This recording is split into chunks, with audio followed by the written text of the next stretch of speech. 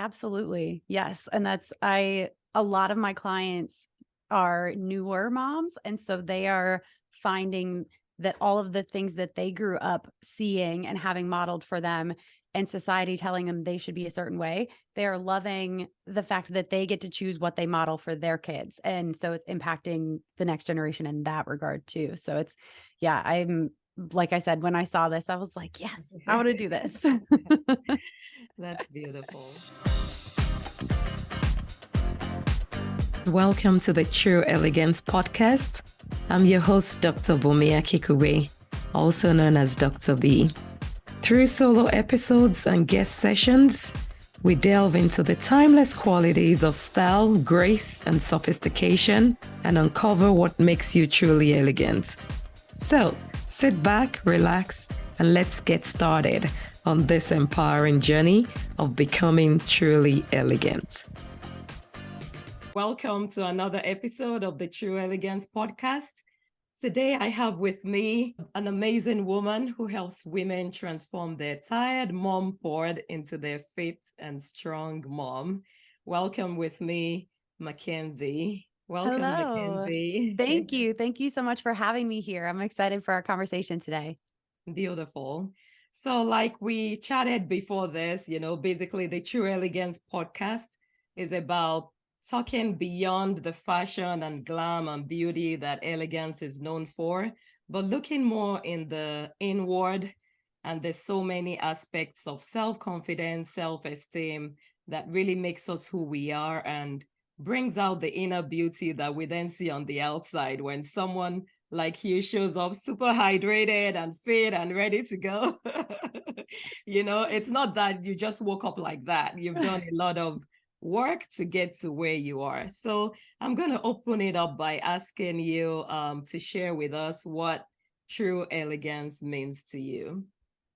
Yeah, true elegance to me means being able to show up in the world as you see yourself. So, a lot of times I find women have a disconnect between how they feel inside and the image or the appearance that they are portraying. And I think true elegance is bringing both of those together so that they are the same, so that you are showing up authentically as you want to appear, both physically and in terms of your energy that you present to people. I think having those two things be in alignment is really what it's all about. And I get the privilege of helping women do that in my realm via fitness and health coaching. Beautiful. Thanks for sharing that. And how long have you been on this journey of helping women do this? So I have had my business, which is called Running with Bacon, which is kind of a laughing, everybody's like, why'd you name your business that? But I think it should be fun. I think healthy and taking care of ourselves, self-care, all of the things that we do for our best selves, I think it can be fun. So I have had my company for just over 3 years, but prior to that, I actually was a strength and conditioning coach at University of Missouri, where I helped athletes train to be in their tip-top shape.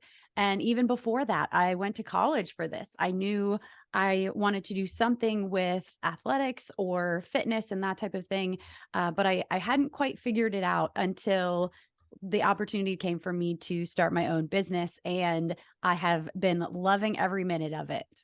Beautiful. I'm loving it too. Well, I want to dive deeper into that name, Running with Bacon. How did that come about? Like, do you just have bacon in your mouth and you're running, or you have a bowl of bacon before you set out?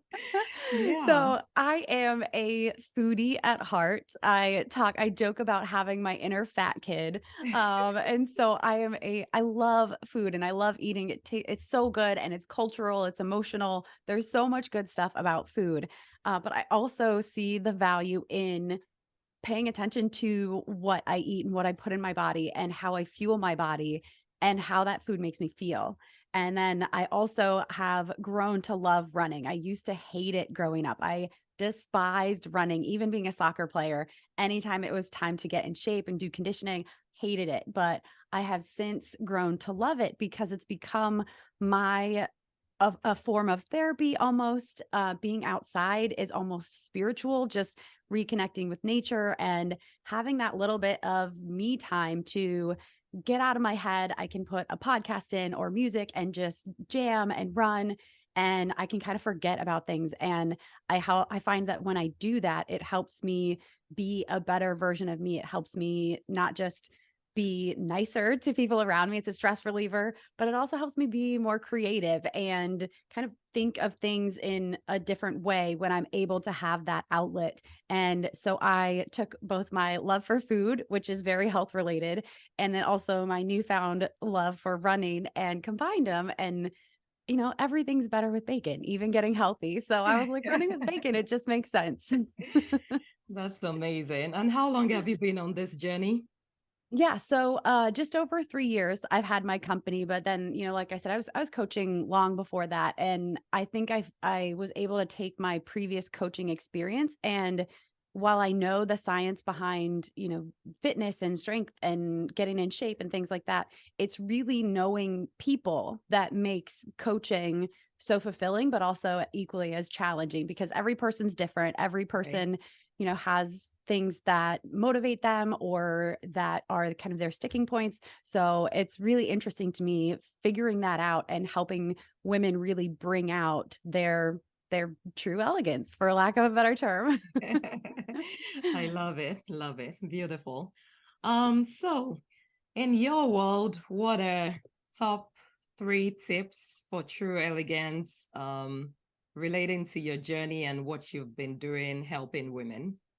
Yeah, so I would say my number one thing that I help women establish is healthy habits. And I think we have been kind of brainwashed by the fitness industry for what a workout or what healthy habits should look like. And so my number one thing would be to kind of throw that out the window and break things down, make it simpler. Women, we tend to overthink and overcomplicate things, and we can break it down. And if you are in your pajamas or, you look like a hot mess, you can do it right at home. It doesn't matter if you can break those healthy habits down into really small things and do them consistently, that's going to be more impactful than hitting the gym for an hour once a month, when you get the motivation and the time and all the stars align perfectly that you can actually get to the gym. So throwing out our perception of what a workout should look like. If we can just do the small healthy habits consistently, I think that those results will spur the motivation and the confidence to keep going. So I think that would be my number one thing is do smaller healthy habits more consistently. And then my second one would be it's similar or in the same vein is if you're moving your body, it counts. And I get my clients, they're like, but Coach Mack, I don't have time for a run. I'm playing with the kids. I'm doing this, I'm doing that. And I'm like, well, what do you do when you play with the kids? And they're like, well, we're outside. I'm, playing with them, running around with them, chasing them on their bikes, all this. And I'm like, you are exercising, like you're doing stuff. You're not giving yourself enough credit. So I was like, if that's, you're playing outside with the kids for 20 minutes, count that as a 20-minute workout and stop beating yourself up over not getting to the gym. So whether it's house chores or gardening, dancing with your kids in the kitchen, like whatever it is, if you're moving your body, it counts. Because most of us, if we can just work that movement into our lives in littler ways, again, back to the small habits, Right. then that those type of things, they add up really big and we start feeling really good about our bodies when we see how much we're actually moving. So if we can give ourselves a little bit more credit, I think we would all do ourselves a lot more justice in that regard. And Love then it. yeah, thank you. And then my third thing, man, those are my two big ones. My third thing, honestly, it sounds kind of cliche and kind of corny, but I said it earlier about it should be fun. Yeah. People tend to dread their workouts and they have to drag themselves to the gym. I think if you find something you like to do, just keep doing it and have fun with it. And so if you can do those three things consistently, I think you will see huge results and huge changes over time that just keep compounding into confidence and valuing yourself more than than you think you should. Like give yourself some credit because you're doing it. Awesome. Awesome. I like that. Sometimes we think big about big things. Like sometimes, okay, if I can get out and run 2 miles, then forget it. Or if I missed it today, then okay, I'm done for the week. But those baby steps do count. I love the part about running after kids. And it's amazing because sometimes in the morning, by the time I'm done doing my rounds, like walking someone to the school bus, making sure this person is ready, fixing breakfast, packing lunch. I see that I already took about 2,000 steps, and I'm like, whoa, that's not bad. Yeah, it's really good. But Yeah, again, we don't give ourselves credit for it. So sometimes it just helps that, having a little bit of a reminder like, you did all that stuff today. Good job. that's beautiful. That's beautiful. And I believe having accountability or some form of community also counts. Is that what you've observed as well? Yes, I find a lot of women because we see other women who look so put together and like they are just crushing it in life and they're like, "Oh, why can't, she does this and this and that and this and it looks so easy and effortless."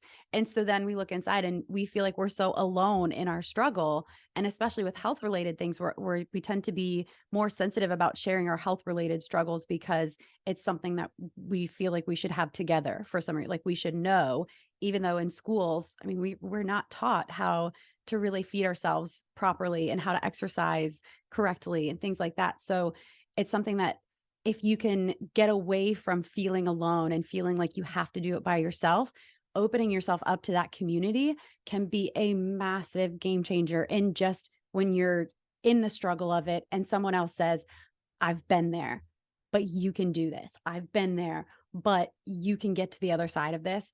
It can make all the difference in getting it done and continuing the habits and being consistent. Definitely. Love it. Thank you so much for sharing. Yeah. Um, have you gone through an experience at some point that maybe took a hit on your self-worth, self-esteem at any point in life? If yes, how did you overcome it? So I think the yes, I think we all have it in some way, shape, or form. But I think my most impactful one. So I grew up in most of my family has been overweight, obese my whole life. I actually even grew up. I used to wear husky clothes. Those aren't even a thing anymore, but I used to have to shop in the husky section.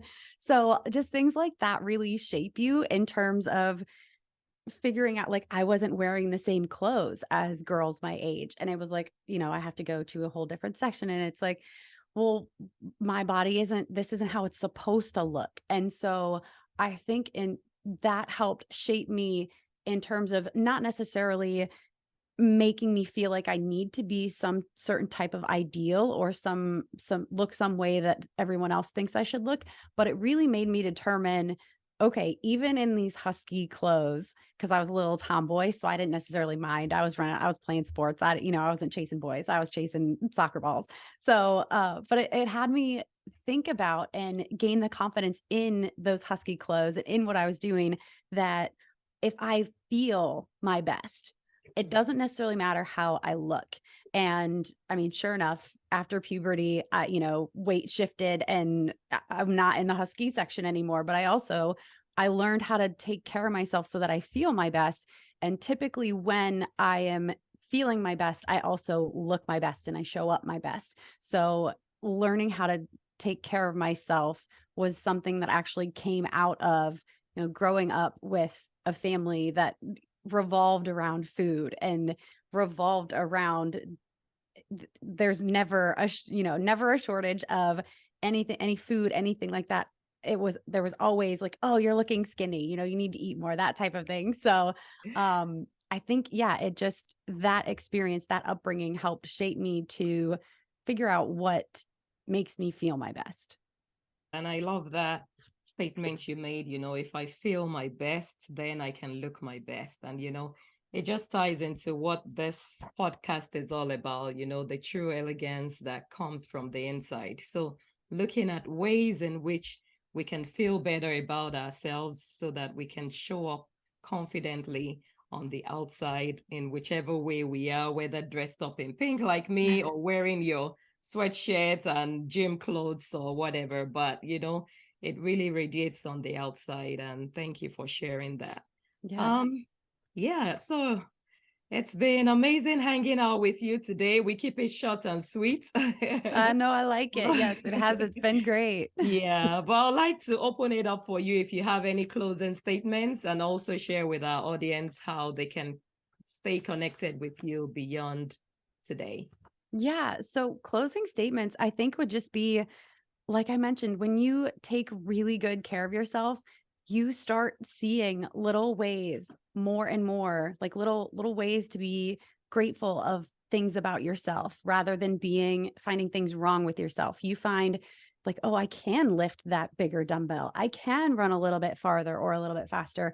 And those type of things just keep building the confidence and the momentum to carry you through and continue those healthy habits. So keep looking for the little things, and your results are coming. You'll get to where you feel your best. You're taking the best care of yourself. So keep going.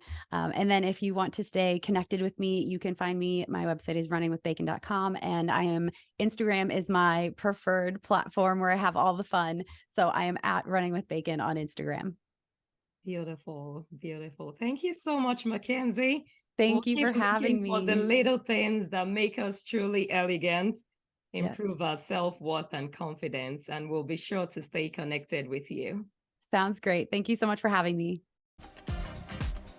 Be sure to subscribe so you'll be the first to be notified of every new episode.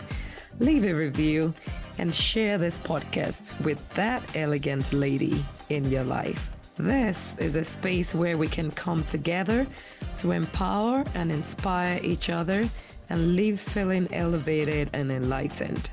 See you in the next episode.